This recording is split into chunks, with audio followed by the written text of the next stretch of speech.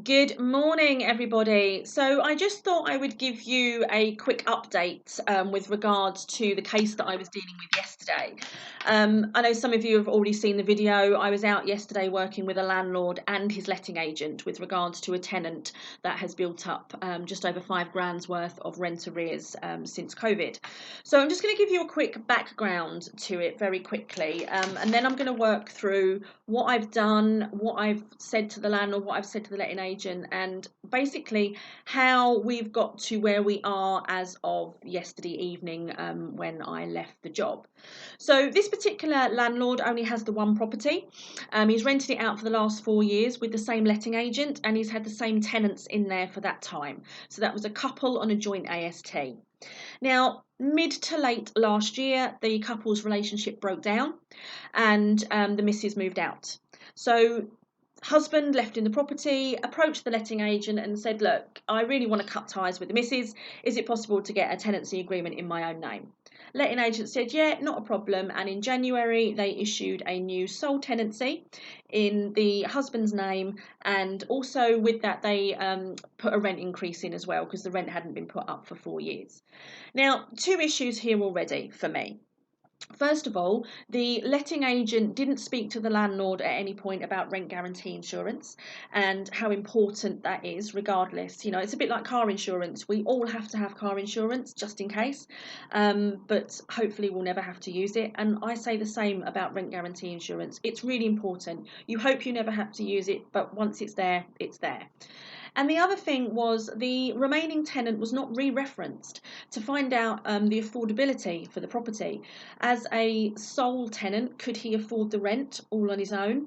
And with the rent increase as well, could he then afford the rent increase? Because prior to that, they'd had two incomes coming into the property. So there's the two issues, and I'm sure there's quite a few of you that are probably 3 steps ahead of me now, knowing exactly where this is going to go. So those are the first two issues. Now, obviously, when COVID hit, the tenant was unable to pay the rent in full. Now, what happened was the tenant has not stopped paying rent at any point, but they have paid less rent each month, and it's been coming in sort of dribs and drabs. Now, the letting agent has been communicating with the tenant, albeit via email and just 2 text messages. And the tenant engaged for the first few emails, but then it kind of dropped off. So we know from those emails that the tenant is self-employed, and we know that the tenant is struggling to make ends meet. But that's all we know from the first sort of communication, and that was back in the end of March, beginning of April. So in April, the letting agent decided to serve a Section 21 with 2 months' notice. Now, any of you that are any good at maths will know that that Section 21 is going to be invalid for the very simple fact that from January to April, 4 clear months of the tenancy had not happened yet. Therefore, the Section 21 could not be issued. Issue number 2, it was 2 months' notice. So when the letting agents were getting their paperwork ready to go to court, they realised their errors and they served a new Section 21 in June, also with 2 months' notice. In July, somebody flagged up that this was not good either, so they then served a third Section 21 in July, and that was for the correct amount of notice, and that will now expire in October. Now, the agent surprisingly advised the landlord against getting a Section 8 issued as well. Now, when I broached this with the agent, he basically said, well, they're not 2 clear months in arrears, so what's the point? Now, the point with Section 8 is there's 3 grounds with regards to rent arrears. The first is ground 8, which is mandatory, which means the judge has got to award eviction. And that is the tenant must be 2 clear months in arrears when you serve the notice, but also on the day you go to court. Now, the other 2 grounds, 10 and 11, they talk more about persistently late with rent or rent that isn't paid in the full amount. So if it's coming in dribs and drabs and it's not being paid in full. So a Section 8 could have been issued on those 2 grounds alone. Although discretionary, we would now be at a point where we could go to court for those outstanding rent arrears and put a good case to the court as to why the landlord needed possession and a money order and get those payments. Whereas with a Section 21, you can't claim the rent arrears. That's something you have to do separately with a money claim online. But when I took the letting agent to one side and said, look, why not a Section 8? then, you know, the gloves came off and he basically said, to be honest with you, we've never served a Section 8.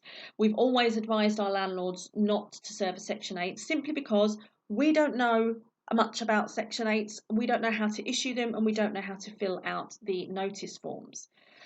Worrying. So I put that in a box, and that's something that I will deal with the letting agent on another day. So we've got an issue here where we've got communication, but not really the best communication.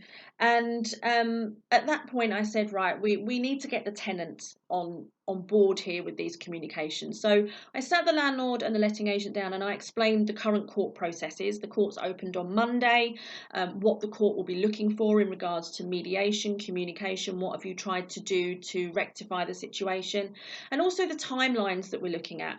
You know, if you put a claim into the court now, you've got to then put it in with all the information you know about that tenant with regards to COVID, how it's affected their situation. Now, the tenants haven't really given that information, but then the letting agents haven't asked that question either. So we would be struggling to get this through the court without it being thrown back at us going, you know, sharpen your pencil and start again. So what I said was, let's pick up the phone and speak to the tenant. Now, apart from the fact that I didn't just got to see a very scared faces from the letting agents in front of me, they said, oh no, we don't ring the tenants. We like to have everything in writing. Now, absolutely, that is the way forward. You must have things in writing.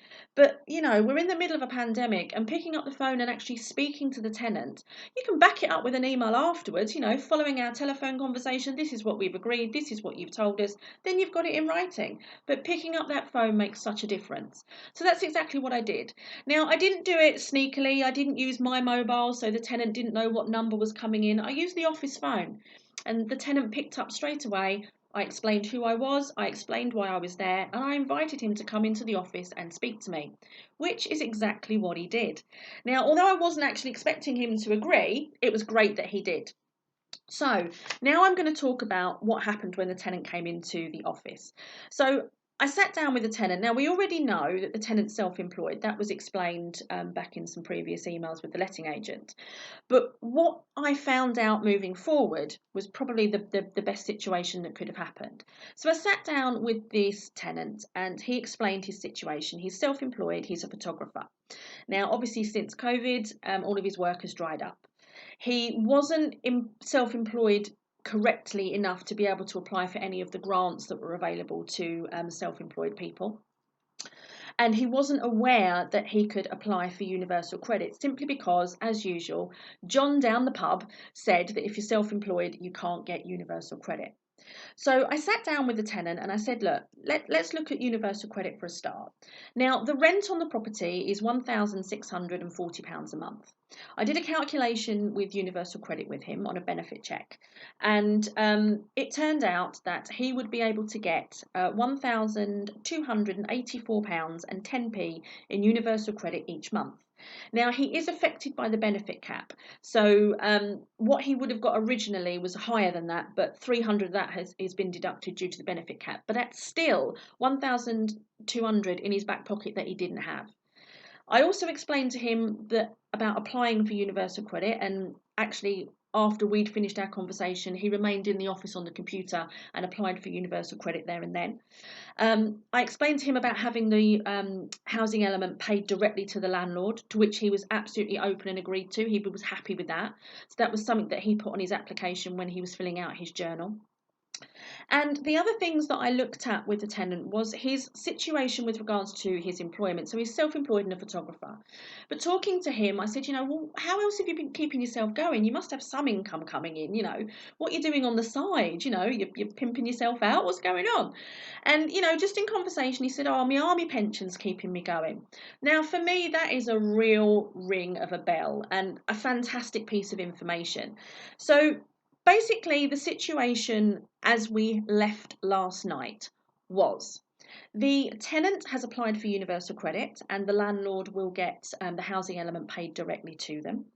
The landlord is going to also apply for a attachment to the universal credit to help start paying the arrears off, but the landlord knows that's only a small amount. It's about 20% of the standard allowance, so that will help to start paying off some of the arrears. Now, what I also did with the tenant was sat down and looked for grants and funding that would be available to him as a freelance photographer, and I found two organisations that supply grants to freelance photographers. We got in touch with those there and then in the office, and both agreed to work with the tenant. They have agreed to basically clear his arrears in full between the two of them. And the other thing that I did was got in touch with SAFA, because obviously this is an ex-military person. I spoke to SAFA, and we've now also got a regiment-specific grant on board, which will actually pay a drip feed to him each month to help towards topping up his rent that the housing allowance won't pay against. Now, the other thing I did was spoke to the local council, because one of the things that we did look at was the possibility of a homeless application. But before broaching that, I wanted to see what was available to the tenant with regards to finances. And the council have said they will also help him with a discretionary housing payment. So this again will go towards topping up the housing element of the rent to ensure that the rent arrears aren't increased further. And also they have a financial inclusion fund. Now, they said this would also go towards clearing the arrears. So I phoned back the other two funds and said, look, if the three of you pull your finances, none of you have got to all, pay out larger amounts, split it between the three of you, and the arrears will be cleared quicker. And obviously it's not costing each of the funds more money. So basically the situation was left when I left the office yesterday. The arrears that are outstanding, the 5,500, whatever it was, will be cleared in full by three funds: discretionary housing payment from the council, and two of the freelance photographers' benevolent grants, and a regimental specific fund will drip feed into helping the tenant top up his rent, and also the homeless prevention fund with the local council will also do the same. So basically, at the end of a very busy day, I had all the rent arrears paid back to the landlord, or on paper anyway. Obviously those have still got to be approved and paid through. The tenant is not being evicted. The Section 21 will not be revoked. It will still hold over his head, but we're in a better position now where the landlord is getting his money. The landlord's happy because the tenant's looking after the property anyway, and up until this point the tenant was a good tenant. And I've also given the tenant some information on other things that he can do with regards to getting income with his photography. Maybe looking at working for letting agents, for example, going out to properties and doing videos of properties, whatever. There's lots of things that he could look at that he hadn't. He'd sort of buried his head in the sand. So that's the outcome of yesterday. Now, obviously, when I first went into yesterday, I was thinking, where is this going to go? There's a landlord who just wants to evict. That's what the landlord wanted to do. He wanted an eviction. He just wanted the tenant gone. By the time I'd finished, I've got a tenant with cleared rent arrears, landlord's happy, tenant's happy, letting agent's happy.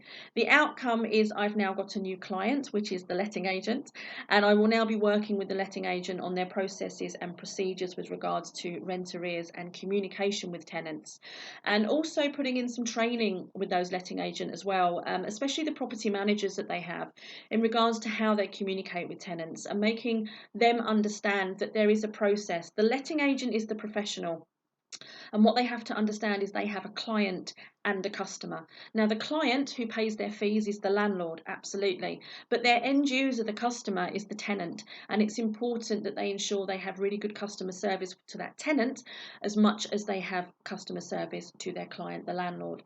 So I'm sorry that this video is very long, but I just wanted to give you that update and let you know the outcome. And like I've said before, if any of you are landlords or letting agents and you've got problem tenants, please do get in touch with me.